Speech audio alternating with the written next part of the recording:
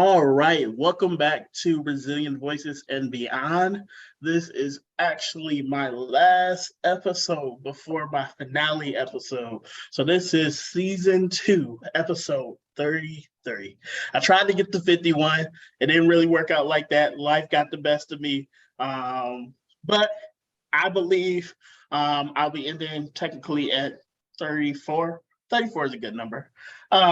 So thank you guys for your continued support, your encouragement, your love, your appreciation, all of that. I truly appreciate all that you guys have done, not just only for myself, but for the guests that I've had on here. You guys have rallied behind some of the things that they're doing, supporting them, their businesses, and so forth. I just ask that you guys continue to show that love, and lifting up, the fellow foster care and child welfare community, because it's something that's worthy to be lifted up.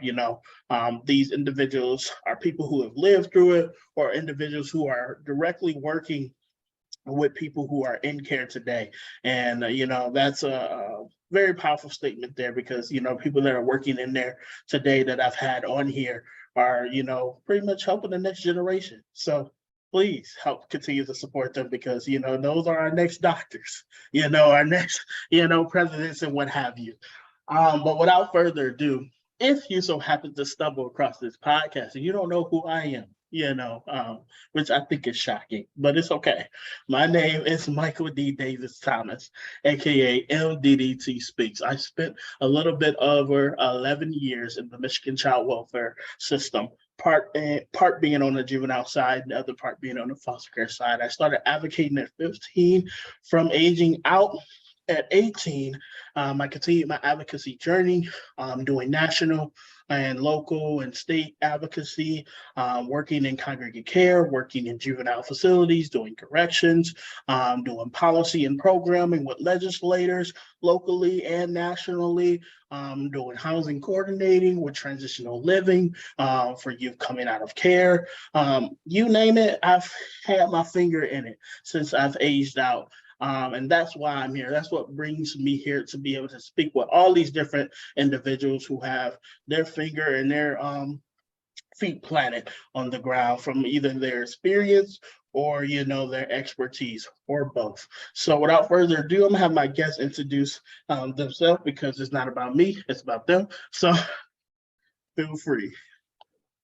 Hi guys, I am Lisa Arnett, and I am so happy to be here with Michael, and just grateful to have this experience. Awesome. I really appreciate it. I connected with you. I believe I was scrolling. I was scrolling, trying to find people, and a lot of people don't know, because I mentioned this on my other podcast. Like, I'm a big person on connecting and networking. You never know what may come out of it. You never know who you may find, what it may feed into your life, or what have you. I've been doing that since a very young age.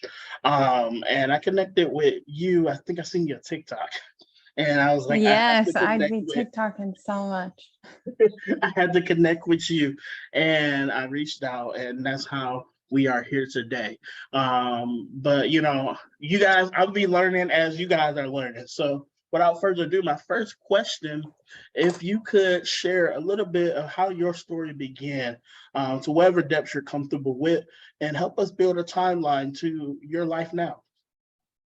Yeah, so my story really began, I would say, even before I was born. My mom was a narcotics user, and I was born addicted to a couple different types of narcotics, and I went through a couple weeks of withdrawals.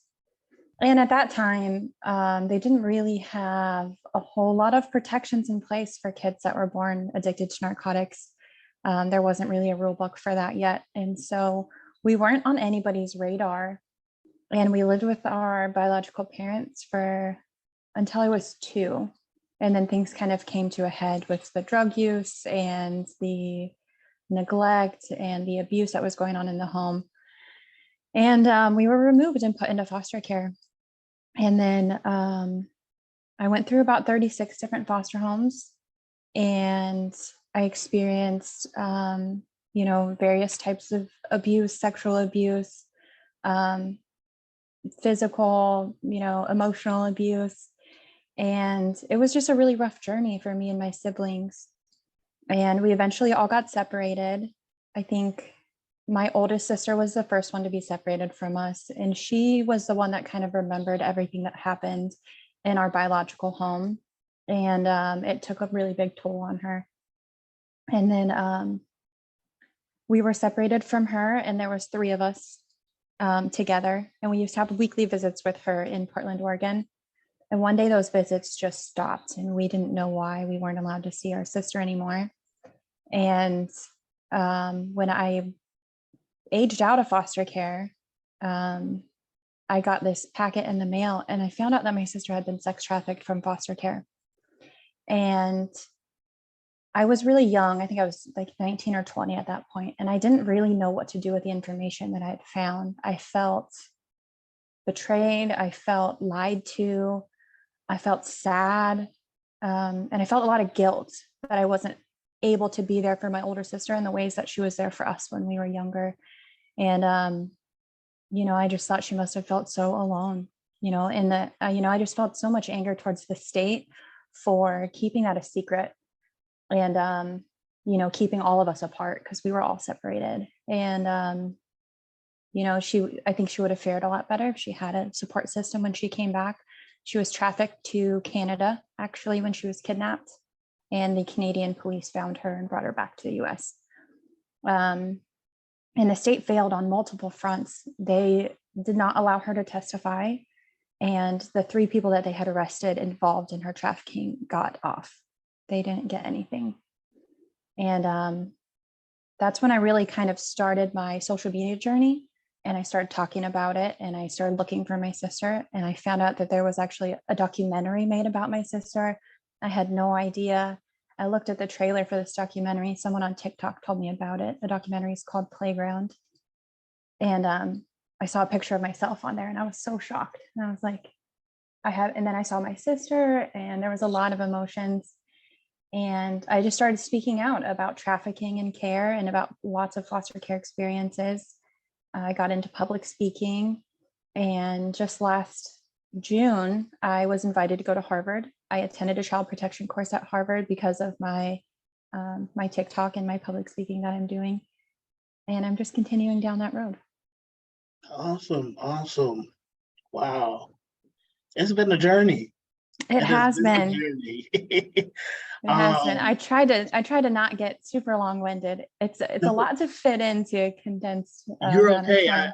I I love it because what I'm going to do is go back a little bit. I'm gonna ask you some specific questions, because what I like to do with these is just have a natural conversation, but also ask the right questions that I believe that may help someone listening to this that may be a youth or someone who works with youth. I believe through that we can create transformative change through so many different ways by giving them the tools to be able to put on their tool belt. But Absolutely. one question I want to ask is, you spoke about siblings. So first and foremost, how many siblings were there? Were you guys um, first in the beginning kept together, or were you guys immediately separated? So at first there was 6. My biological mother had 6 kids. She had 2 that were previously removed before us other 4 were born. And my little brother was the last one to be born. We're only 11 months apart. Kind of all of us are about a year apart. And the 4 of us were in our biological mom's home together. And when we were removed, I was 2. And we stayed together for a little while. We were in a biological family placement. Mhm. And the rest of us were kind of too young to protect ourselves. So like I said, my sister, her name's Michelle, the one that the documentary is made about. She was able to tell people, hey, this new place you put us in is doing the same things to us. And it's really hard for children to make adults really understand what types of sexual abuse is happening. Yeah. And I think children just have their own way of explaining things. And if adults aren't, in a position to be willing to listen and actually hear what a child is saying, then they won't. But we stayed in that home for a couple, no, maybe like a year. And then we kind of stayed together. Like, and Michelle was removed while we were in that placement. We went through about 10 other placements before the other three of us were adopted. I think I was 8 years old when we were adopted. And in that home, we experienced varied amounts of physical and sexual abuse as well. And so we were separated at that point after we were unadopted. So Michelle was the oldest, right? And Yes. I want to keep my questions kind of limited towards her because I know she's not here to really speak for herself. But would you say she was kind of like the parent, the one that protected you guys? Absolutely. Yeah. Yes. So a lot of times, and in the documentary, she speaks about this, that, like I said, the documentary is called Playground, and it's definitely a big, big trigger warning for anybody who watches it. I wish someone gave me a trigger warning. So I did not know that it was going to speak so much about my life, and it was Mhm. hard. But she speaks about how, she was 4 years old and all of the rest of us were younger, and our mom would just pass out or disappear for a long time. And she talks about how she would have to go to the garbage can and find food for us. And she's like, I didn't know how to take care of kids and babies. And she was like, I just knew that we needed to eat. And she was definitely very parentified from a very, very young age. Yeah. And then that's really hard, because I speak about parentification on here a lot, and more recently in season 2, I spoke about it more in depth. And I've been doing my research, because I wasn't parentified, but I know a lot of individuals that I'm close to out of what lived experience that were, and it's like different variations, but it all tend to be the same. Like I was speaking in my last podcast with Stormy Lucas Savage, and I was telling him that much like foster care in itself is like Russian roulette. You don't know who's gonna get the bullet and who's gonna make it. Um, when it comes to parentified youth, it's the same way, but a little bit more intense because either they keep that strength and that independency, and it takes them to their adulthood, or eventually, and it sucks to say this, but eventually, because they have to be so strong at a young age and they never found identity in self, sometimes they end up crumbling, to the pressures of adulthood and finding their ways in different pathways that aren't so pretty. That doesn't mean that they may not find their way out, but because I tell everybody, success isn't linear. Everybody finds their own way to thriving, and everyone has their own unique life. But that being a parentified youth, comes with side effects, and Absolutely. we don't see them all, and that's why I wanted to highlight that about your sister and your experience. I think a lot of times with parentified youth, what we see is they did not get to experience a childhood. Mhm. And when they grow up, that realization, it hits people in different ways. And then they're going to try to find different ways, whether consciously or subconsciously, to try to get that freedom of really what childhood is supposed to be. People are going to definitely try to find different ways to experience that. And sometimes they're good and sometimes they're not. Definitely. And I want to highlight something, you said, so there's no like discrepancy for anybody listening, because some people are like, well, most people go in foster care, they don't get no childhood. They got to grow up fast. So when we're talking about parentification is like doing the duties, the diligence of an actual parent. Now, being in survival mode, being institutionalized, having to have that fight or flight on all the time, that's different from parentification. You can experience both and one and the same, but they're two different things. You know, Absolutely. and I'm not a psychologist or a therapist to be able to give you the in-depth, terminologies between the difference. I just applaud you guys to take what I'm saying and do your own research and then pass it on. You know. um, but that speaks to my story. Like I have a really close friend of mine, that took care of her siblings, and for me, straight out the gate, at 11, I was on my own, do what I had to do. I remember, my mom had 5 strokes consecutively, eventually out of coming in and out of the juvenile system. Came back home one time and my mom was back from rehab and I had to take care of my mom. I had to bathe and wash my mom, which was a very weird experience because how do I explain this? My mom was one of my abusers. So to leave, and see my mom in a very vulnerable place, and it spoke to the amount of healing. Like I wouldn't say I was completely healed, but if I were to be put in that predicament, it would have been a very dangerous situation because my mom was vulnerable, and this is some truth that I'm speaking here, to you guys because I believe, it's going to be helpful to somebody. I was in a position where I could finally hurt, the person who tried to Exactly. kill me, many Exactly. times over, but it was really weird and it was a very hard thing that I had no one to really talk to, no one to really explain the emotions that I was feeling when I had to wash, bathe my mom, feed her, do all these things. And this woman used to invent weapons to whip me. And when I say invent weapons, my mom would go to Home Depot and get the little paint rollers you used to stir up the big ones and wrap duct tape, get a couple of them, wrap duct tape and write my name on it. She would go get water hoses, How and then terrifying. strip them, you know, Yeah. and just invent different stuff, to, whoop or beat, me and my siblings with, and my siblings have a different experience because none of them went into care, and they're older than me, but they have stories of their own which they experienced, and the saving grace, and I don't even know if it's really saving grace. The difference between me and my siblings is we all have different dads. My dad left and I had no one else but my mom.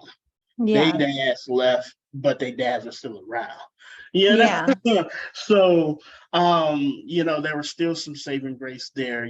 So that's just something I wanted to share.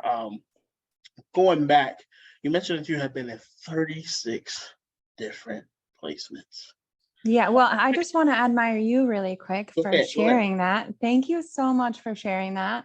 And that's a really great point that you brought up is there you are in a position of power above somebody who horrifically hurt you.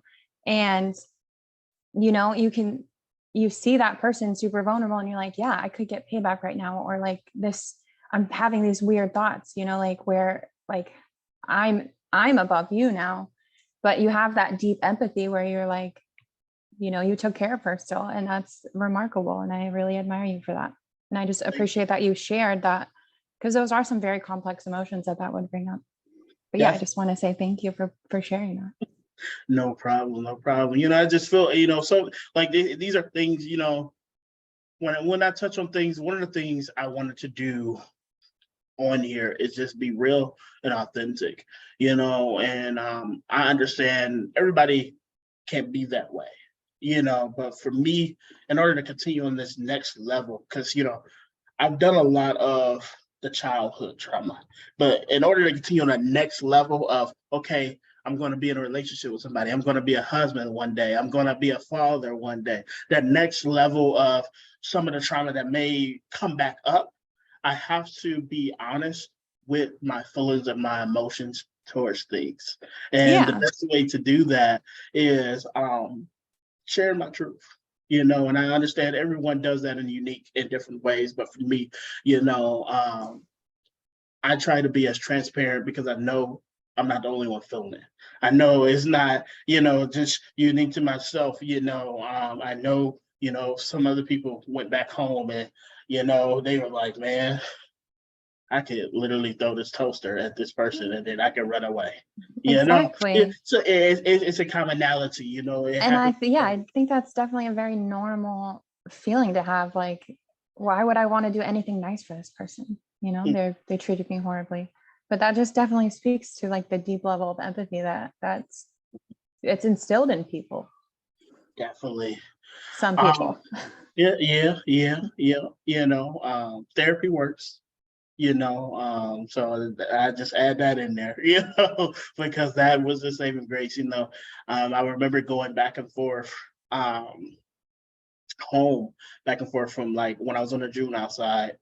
I would complete a program, go back home, same environment, different me, new tactics, new coping skills.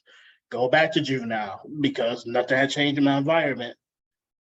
Do the program successfully, get out, same stuff at home, you know. And I'm really lucky when I say that, like I had it because not a lot of people make it in that back and forth. Sometimes they Yeah, lose, sometimes they lose sight of hope in that back and forth. And I don't know what it was for me, specifically. I could chalk it up to God or whatever, but something kept me hopeful that this is not going to be forever. This is not going to be the end, especially in those hurtful and those abusive circumstances, because I had to do a lot of things I'm not proud of as a youth to survive, you know, absolutely. and those things I probably will never um, get out of my mind, you Yeah, know, from things of being outside, before I even went into the foster care system, into being in the foster care system and being in so many different placements, like, and this is another thing I'm speaking about on another podcast, because my experience was totally congregate care. There was no foster homes, anything like that, that put me inside the community. Like I was cornfield surrounded, oh my gosh. and and I really adapted well from the juvenile to transitioning to foster care. I adapted well to the institutional prison, big boss. Okay, when I get in here, I got to establish my ground. Yeah, And having to fight my way up the food chain, like that became a normality. yeah, well, and there's You comfort know, in what you know. Absolutely. definitely. And the thing is, what I don't get an opportunity to do, because that's my experience, congregate care, So I'm really intrigued. Going back to my question about the Yeah, 36. sorry. No, you're fine. Going back to my question of the 36, I'm really intrigued because I don't get to do this enough. Is talk about the institutionalization that happens from foster home perspective, from the people who keep getting bounced around and displaced and what have you, because there's a certain level of, what's the word? Um, it's not normal. I'm just saying it's not normal. You Yeah, know, yeah, it's not part of normalcy or what have you. To experience that, and it causes a deep effect. Many different type of effects that happen to individuals. But what was that experience like for yourself? And if you feel comfortable, why were you moved so much? Was there just they just failed so many times? you know, yeah. what? I have the same question. I have no idea why I was moved so many times. Um, Especially now as an adult, I have friends, parents reach out to me and they're like, we asked if we could adopt you, we asked if we could have you in our home, and the state would not let us. And I even tried to get my records, and the state of Oregon sent me 8 pages for 16 years of foster care. They only sent me 8 pages, and almost all of it was redacted.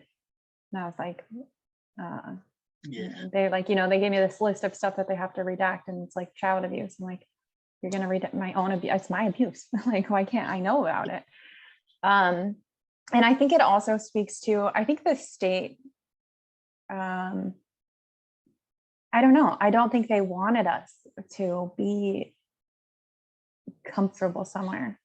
I think a lot of it goes back to my sister's trafficking, because they swept all of that under the rug and they were never going to tell anybody about it. And the person that told me about it, I was, 19 or 20 at the time, and they highlighted all the important stuff that they wanted me to know. And if she hadn't said that to me, I would have never known what happened to my sister. I would have never known any of it. I mean, I'm sure I could have eventually dug it up, but I have emails. Like, they try to sweep this thing so far under the rug to protect the state of Oregon foster care system that they were ready to just never let us know what happened to our sibling. And so I don't know if it goes along with that. Also, the adoption that me and my siblings went through, the one that was like horrifically abusive, they were not even supposed to be adopting children from foster care. There was some kind of odd thing that happened with that, where they were actually trying to adopt someone else's kid, their cousin's kid, a kid in their family. And they eventually ended up adopting 3 kids from foster care. It was some kind of odd thing that happened. I haven't got to the bottom of it yet. But it also, when children are like maladapted and they don't, like, I did not know how to fit into a family circuit. I didn't know where I fit in. I didn't know where I belonged. I didn't know how to integrate myself into that. And I also did not know how to listen to authority, because at a very young age, I had reactive attachment disorder, and I was also very independent. And so when, I basically raised myself from the time I was 2 years old, even before that. And you get into a house, and I think a lot of foster parents, or I think a lot of people in general, their first instinct is like, well, I have this bad kid, so I need to be extra strict on them. I need to teach them rules, and I'm going to be extra strict on them. And when you have a child that's gone through trauma, that extra strictness and that extra like structure that you're trying to place on them is too much pressure, and they're going to react negatively to it. And then when that child reacts negatively, and especially in foster parents that are not trauma informed, they don't know how to react. They see this child who is having a meltdown, and they're like, this is a bad kid. And it's not. Everything that a child does is trying to fulfill a need. And there's no such thing as a bad kid. And those situations are caused by parents who are not trauma informed. And I would say that probably happened a lot as a kid. I don't really know what or if it was because I was doing something wrong, but I'm assuming that definitely had something to do with it, because foster parents are not trauma informed. Definitely. And you mentioned something which is like a gym word, reactive attachment disorder. Well, not one word, but just a couple words. Yeah. And I spoke about this before on my podcast, like these, like a reactive, RAD, PTSD, institutionalization, a lot of these get misconstrued because the behaviors of them can mirror being ADHD, Yes. They can mirror like all these different signs and stuff like that behaviorally. And a lot of people think, well, just medicate, or we just be more strict, or, we may not be, but no, like, very few times, I don't want to say no, very few times people come to the conclusion as, okay, this person is exhibiting behaviors. They may not be able to communicate how they want. So let me look at the behavior. Let me take a seat back and look at the behavior as a language, and be able to identify, what this person is trying to tell me, and be patient. First and because foremost, everything a child does is to communicate a need. So the temper tantrums, the yelling, the kicking, it's all because some need isn't getting met. And yeah, you're right. They're trying to communicate something to you. You just have to be in a space to listen. Definitely. I couldn't say it any better. So I just ask you guys, out there listening, foster parent, not, a licensing agent, what have you, take heed in that. It happens a lot, and it doesn't take much to really dig a little bit deeper, to see, where the root is, and most times with love and a nurturing environment and consistency and patience, you're going to see a turning perspective from that individual. But, you can't expect it to come on your time, because trauma is intense, especially if you experience trauma from the little bits of a young baby, nonetheless, it's been a part of majority of your life, Well, so and it's from not the a parental figure. I think right. people forget that from the parental figure, most of the time when kids go into foster care, they've been abused by a parental figure. And then Mhm. they're put into a household with another parental figure who's trying to strong arm you about everything. And you're like, absolutely not. You're not going to yell at me. Definitely. I'm not going through this again. And But also, sorry.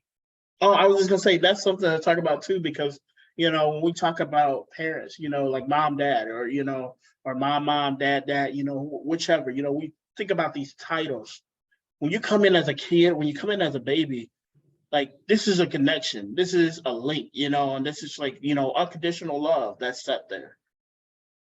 Well, When you are abused, that link gets severed. I watch, and that's one of the most vivid things, I can remember from my own experience. I watch as that link start to deteriorate from love for my family, not just my mom, my siblings, and I watch, it was like day by day, I wish you were aborted. We hate you. Wish you were dead. All these different words, plus the physical that was happening, not just at home, but even from strangers. I was being severely bullied, in school because we were poor and had much, and kids are mean, sometimes. absolutely. Kids you are know, mean. so I like when there's no escape, and what have you, and the person that is supposed to love you unconditionally. This is what you're told. This is what you're taught. This is what you know, um, and that person breaks your heart. That is lifetime of trauma. And that's something I Absolutely. had to explain, as I'm, and I'm gonna get into this. I'm gonna ask you about this, and dating for myself, and displaying that to some of the women that I was talking to and dating, and I was like, for me personally, I've had to heal from that because my mom and my sister were supposed to teach me how to treat women. We're supposed to guide me on that. We're supposed to show me unconditional love and what that looks like for the next woman that I'm going to provide that to. Now, what if I never got that? What if what I did get was only hurt and pain? So how do I supposed to take that in? How do I supposed to Exactly. lead with that? And that, and I tell people when I do like foster care panels to help, training, I tell them like most times foster youth, the title mom, dad, that is like a no-go. That is a skewed label for them, if not permanent, for a while, because the representation that was presented did a horrible job. So I you would may say you may absolutely not even want to permanently. record that for a while. You may not even want to touch that. Like, and so many foster parents are like, well, we want to be, I want to call dad, and be like, look, it's nothing against you. I get it. No, no, But foster parents are not a replacement for parents. And I think if a foster parent wants to be called mom and dad, that is a red flag. That's yes, what I'm going to yes. say. I mean, as if the child would like to, absolutely. But that is not something that a foster parent should like be desiring. I think I find that to be inappropriate. I would No, be no. like, absolutely not. I Absolutely definitely not. I definitely agree, and it's and it I mean, I still have my tendencies, like, when you travel into adoption, that's a conversation to be had, um, about what you guys feel comfortable with. But foster care is meant to be temporary. It's meant Yeah. to reunify. It's meant Meant to, to be temporary, but yeah, it's not work out yeah, that way. trying to tell you. But in that state of, when you're in foster care, it's supposed to be built to kind of help. There's some work supposed to be going on with your parents. Your parents supposed to be doing their job. You just supposed to be able to be in a safe place to be in pause in life. Not really pause, because you're probably still going to school, still doing everything you're supposed to be doing, the doctors, this, all that.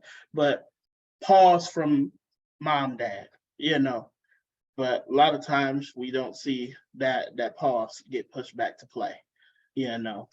I wanted to touch on one more thing before we move on. I'm so sorry. Mhm. It was what you said about that when we were talking about strict parenting, you know, when you have a bad kid, well, labeled bad, I don't believe that there's any such thing as bad kid. You know, I went through a lot of group homes, and I've worked with kids that are in group homes, and you mentioned that you did as well. And, you know, when I was a teenager going through these, you know, group homes or different types of facilities that they had me in because I was labeled as bad, you know, there's always one or two kids that are pretty rough, or they're pretty hard to deal with, or they're hard to get through to. And there's usually always only like one adult that is able to really get through to them and speak to them. And it is always an adult who listens. And it's never an adult who comes in there in strong arms and is like, well, you're going to follow these rules. It's always an adult who comes in there and listens and says, hey, what need are you trying to communicate to me? And for me, in the group homes that I was in, there was one adult. And if I had a particularly rough day, we would go downstairs and we would eat chips and salsa, or like just have a snack together and talk. And that was something that's against the rules. You're not allowed to like eat whenever you want to, but she would take me downstairs and she would get a snack with me, and she'd be like, what's going on with you today? And that's all I needed, was someone to listen to me. And so often we have people just come in and they try to strong arm. And is that something that you've experienced in your time as a teenager and now as an adult? Is that something that you see as well? Yeah. So I've worked in congregate care facilities and juveniles. That is one of my tactics. Exactly. You know, because for instance, and I'm not going to say any name for, you know, privacy purposes, but I had a client in my early stages of working in facilities. And for some reason, he, you know, something had happened, and, you know, he wanted something like a snack that, you know, somebody had. And it was a piece of gum, I believe. Yeah, it was a piece of gum. Dude went off. They told him he couldn't have a gum.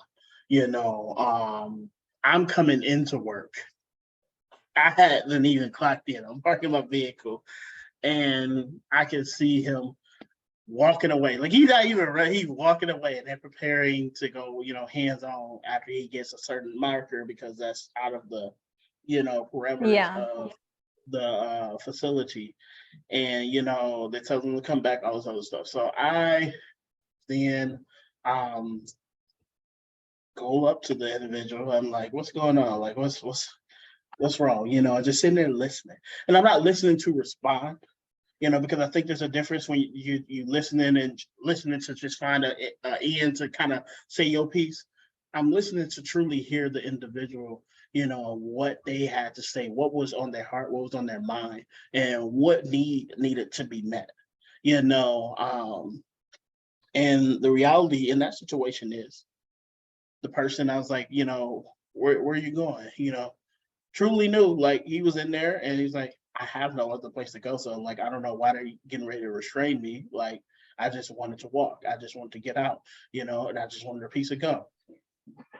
Well, and as adults, we're able to regulate our feelings so much better than children. And it's a piece of gum. It's a piece of gum. That was a saving grace. That was I literally was like, you want a piece of gum? I got a piece of gum in my pocket. This is what you're mad about. This ain't worth you get, you know. Yeah. And just, but the real issue with that was, it wasn't about the gum. It was about the person not having no place. Like, he's left in this facility. No one's trying to foster. No one's trying to adopt. And he's in this facility seeing kids get restrained, seeing all this, you know, and he's treated as a criminal in a lockdown facility when he's done nothing wrong but be in foster care. And that was my experience as well. And it makes you angry. Like, you know, it makes you angry to be put somewhere, not because you did anything wrong. The only thing in life was you don't have parents that can take care of you. And now you're in a lockup facility because there's no homes for you.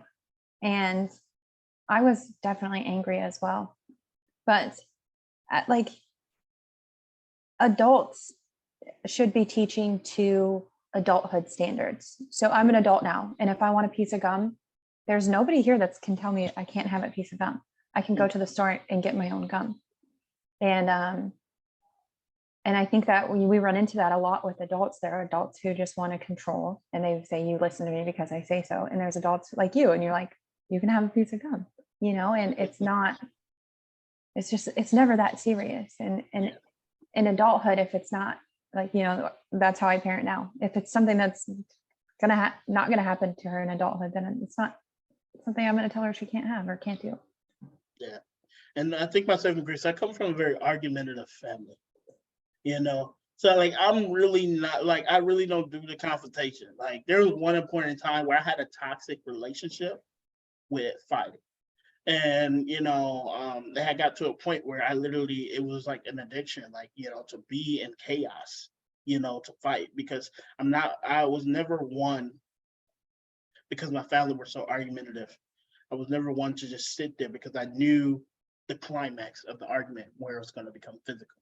So for me, I beat people to the punch. What my trauma did was, I'm not gonna sit here and let you talk. I'm gonna go and do what I gotta do to protect myself.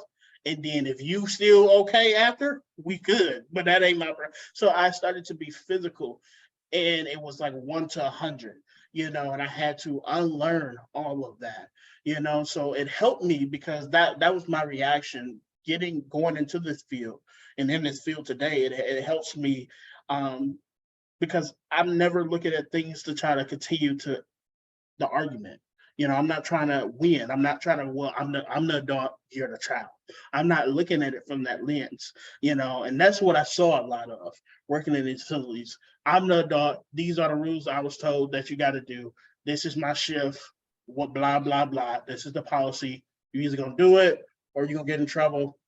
Hell, it's going to be somebody else. That makes people so much more angry too, because you're sitting there and you're like, not my problem. I'm going to leave here and I'm going home at the end of the day. Right. I don't care what happens.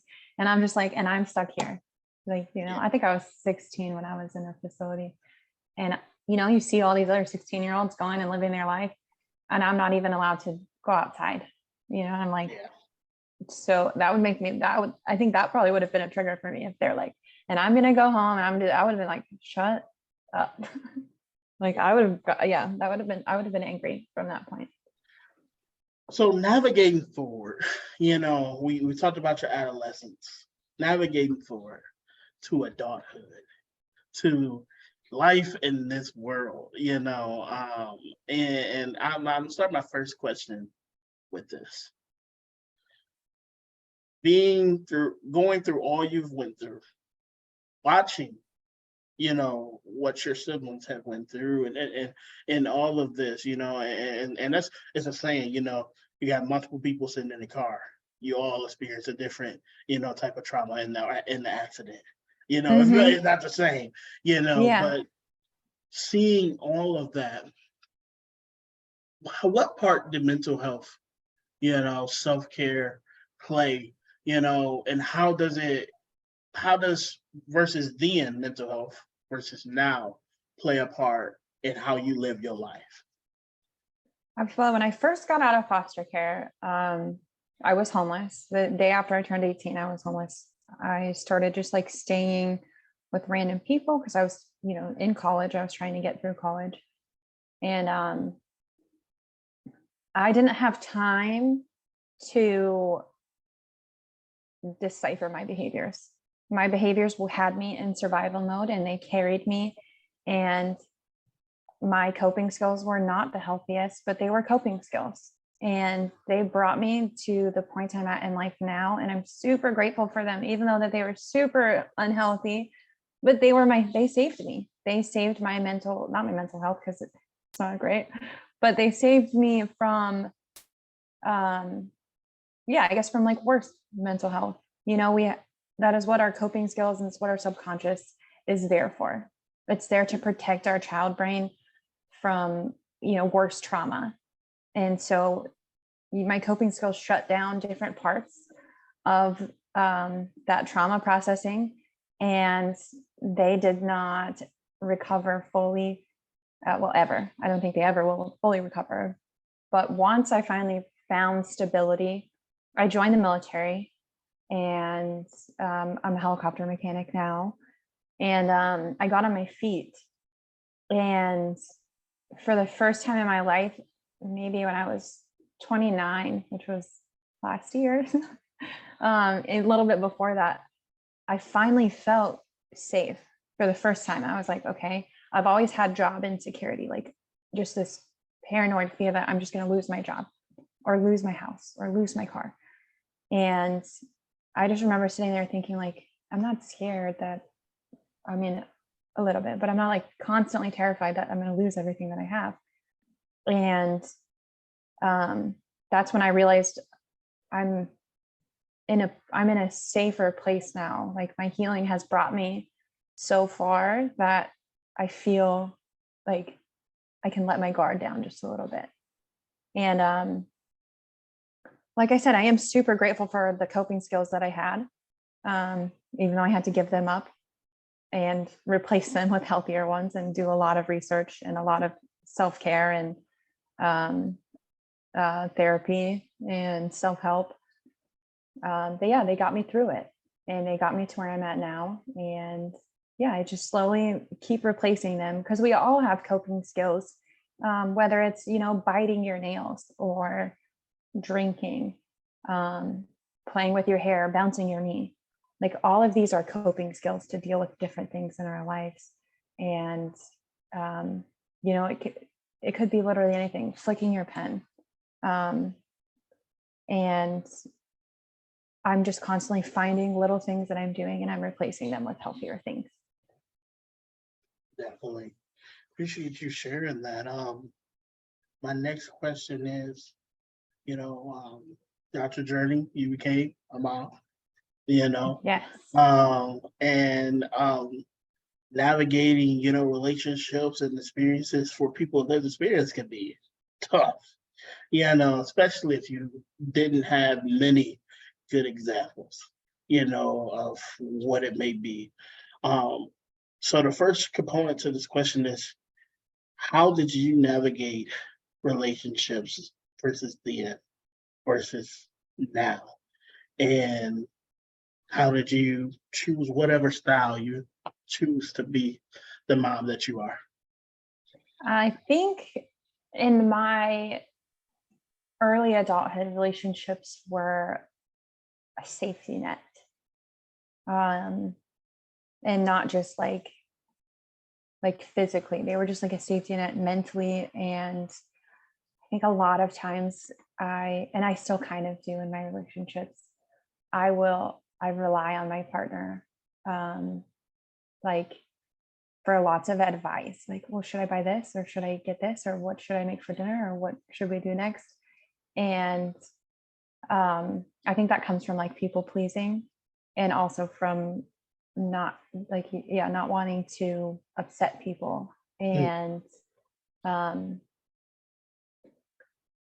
And then as I got married kind of young. I think I was 22 when I got married and had my daughter, and we got divorced a couple years ago. And I think I would say I definitely got married. We were in love, but it was safe. It was just safe for me. I was like, okay, well, finally, this is something that's safe, and I'm going to have a family. I'm going to have this, and I won't have to worry about where I'm going to live or buying food. And I didn't feel like I could do that for myself. I was terrified, and our marriage didn't work out. And that's why I said, like, I think I was 28 or 29. A couple years after my divorce, I bought my own house. I got my own Jeep Wrangler, which I'm obsessed with. I love it. And that's when I realized I don't need that for my relationships. And I started being a lot pickier. And I started noticing in dating healthier people, I'm making better choices in who I'm dating because it's not a safety net for me. But it also, relationships are super complicated because even though you don't know it, there are cycles that are there that you're choosing subconsciously. And that's something I had to start paying a lot more attention to. I have loved a lot of people very deeply and cared very deeply about people, and they were not healthy people. And I was blinded to those facts because I was so desperate for that safety. And yeah, once I became able to kind of take care of myself and get out of that survival instinct mode, I choose healthier people, and I'm able to kind of see those red flags whereas I wasn't able to before. And for your other question, yes, parenting has been one of the most healing things I've ever done in my whole life. I 100% practice gentle parenting or considerate parenting. And my daughter is just amazing. She doesn't break any rules. So I never really struggle with punishing her or anything. We don't do timeouts. We don't do spankings. We just talk. And I've talked to her every day since she was born, all the time. I'm always talking to her. I'm always teaching her something. And I fully believe in speaking to children as if they are just small adults. She has, bodily autonomy. She has a right to say what happens to her body. She has a right to say, I'm full. I don't want to eat this. And I say, great job for listening to your body. You do not have to finish your plate. That was something that was traumatic for me as a child, is being forced to eat when I didn't want to, especially in like different foster homes and different cultures and different ethnicities. There's a lot of different foods. And, when I was really young, they'd be like, well, you have to eat all of this. And I was like, I don't want to eat that. And they would be like, you have to. And I would eat it, but then I would get sick because my body was not hungry. My body was, and I was also repulsed by some of the food. And yeah, so I definitely treat my daughter basically the exact opposite of how I was treated. There's not, I didn't have a lot of good examples of what I wanted parenting or how to parent. But now I just do parenting of what I wanted as a child, what I needed, what I wish somebody would have done for me, and how I wish somebody could have listened to me and treated me. And that's exactly what I do. And there's also so much great advice on there, and gentle parenting, like TikTok. We have so many gentle parents on there who share so much amazing advice. And they share things that I haven't even, that I've never thought of. I'm like, wow, I never thought of it like that. Or that's a great thing to use for, discussing this or discussing that. And yeah, I kind of just navigate it, what I needed as a kid, what I would have liked from somebody. And watching my daughter grow and seeing what I speak into her and watching her speak that into other people and even back into me is the most amazing thing I've ever experienced. I never, speak down to her or tell her she can't do something. And I'll be in the kitchen cooking and I'll get frustrated. I'll be like, oh, I did this wrong. And she's like, it's okay. I'm sure you can fix it. And there's always a different way you can do it, Mom. You're doing great. And she just speaks to me the exact way that I speak to her. And hearing that back, is so rewarding. And I hear it from her teachers too. They'll be like, there was a kid that was struggling in class today, and Harper went over to them. That's my daughter's name. She went over to them and she asked, well, would you like to go over here and play with this since this is frustrating you? And she's able to offer them alternatives. And that's what I do for her when she gets frustrated. And so, yeah, just seeing that happen and watching her grow it's just been just a healing experience. That's amazing. Yeah, I asked that question because, it's interesting to see, individuals who had lived experience, how they navigate parenting, and I've heard many different styles, I've actually I feel like I've known about gentle parenting, but didn't know it was actual name for it. Yeah. So I'm hearing this a lot more. And I was just like, oh, so that's what that is. Okay, that makes sense. So it's I really just let her make her own decisions within reason. I give her left and right limits, and that's, you just kind of, I'm guiding her through life. I'm not Mhm. forcing her, you know? Right, right. I only Sorry. have I only have a couple more questions for you. Okay. I first and foremost wanted to appreciate your time and you being open and vulnerable and sharing from your experience. You know, my one of the three questions I have is what's next for yourself? You know, what's for the future, you know? I'm going to keep doing these public speaking events. I think the next one I have is for CASA, and CASA has some trafficked teens. They have a traffic teen kind of like program or group within CASA, within their CASA youth. And I'm going to go speak to them and also speak to their CASA advocates about different techniques on how to talk to teens who are aging out. My main focus around foster care is aging out, 14 to 18, around that age. That's my main focus, and as well as trafficking. And so there are a couple of different trafficking organizations that I work with, and a couple of different foster care organizations that I work with. And yeah, I would just really like to keep doing that. I have been invited on a couple different talk shows, so I'm waiting to hear back about that. Those make me kind of nervous, but I have the anxiety definitely. And I've been slowly working on a memoir about my life, or a biography. Yeah. I guess it would be a biography if I'm writing it. And I've been slowly working on it, but it has proved to be very challenging to.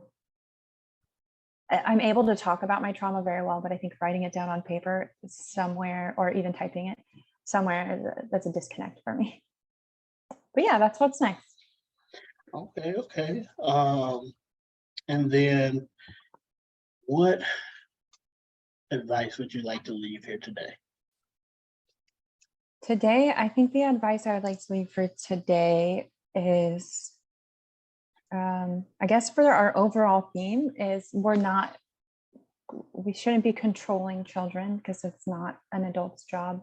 We should be guiding these children through life, especially our most vulnerable children, children who have survived abuse and different types of trauma. Those are not the ones that need more strictness. They're the ones that need more kindness. And I want to hopefully leave that with everyone today, that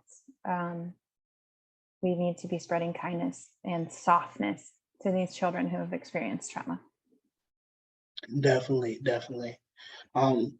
Any last comments? And this is a space you got, rap song, album, book, whatever, how people can follow you, or can stay connected, feel free to share. Yeah. So on all of my platforms, Instagram, TikTok, I think that's all I have. It's Miss Lisa Pisa. And I speak about foster care on those platforms, and I post all my upcoming events, and that's where I'll be posting this. And you guys can follow me on there. Awesome, awesome. It's been a privilege having you on. I'm glad we were able to connect, and I'm excited to see, what's next for you. I haven't done a wide scope into sex trafficking or human trafficking, but I do know a lot in a more congregate care facility. I've been doing a lot of advocacy because I know a lot about individuals being groomed, in these facilities or in these foster homes, and being trafficked right out of them. As soon as they leave, all right, Yes. you don't see these individuals or hear from these individuals, ever, and luckily, some do escape or what have you, but very few, and that's my experience on the matter. So I really commend you, on your work in that, and I look forward to seeing, the more you do in that, and reading, your autobiography one day. Hopefully, if I ever get it out. Yeah. But this has, been Resilient Voices and Beyond, episode 33. If you made it this far, we trucking along. I only have one more episode to put out for season 2, and then I'm gonna take a little break. Um, but before we get into all that, I know there's can be some potentially triggering things that we talked about, So before you do anything else, after you've listened to this episode or something that's triggered you or taking you off base or what have you, take some time, do some self-care, do some mindfulness exercises, bring yourself back to baseline. If it's something a little bit more in depth, that is more provoking, feel free to reach out to me, or feel free on your own to reach out to some resources. I would love to help you guys get connected if you want some help with that. But if not, feel free, just don't let it settle. I know a lot of times, you know, um, when you hear something or when you watch something, it can bring up memories that have been encapsulated for years, for some people. I just, want to provide a safe and stable place for people to be able to hear about these experiences, but also, heal, recover, but also get insight and be educated. So that being said, COVID is out there, it's real, influenza, cold, and flu season, all that, is doing its thing. Please take care of yourself. Wash your hands, put the hand sanitizer on, wear your mask if need be. And we all part of this big old village, so just, take care of yourself. It helps you take care of the rest of the block, you know. Um, Outside of that, um, that's it, one more episode. I'm gonna be, doing some live conversations. That's something I'm planning to do. I want to get out into the community and do some events, but I'm looking for funding and trying to find a way to fund that kind of stuff. But with that being said, stay tuned to what's next for Resilient Voices and Beyond. I hope you guys have a good night, good morning, good whenever you're listening to this, and talk to you guys soon.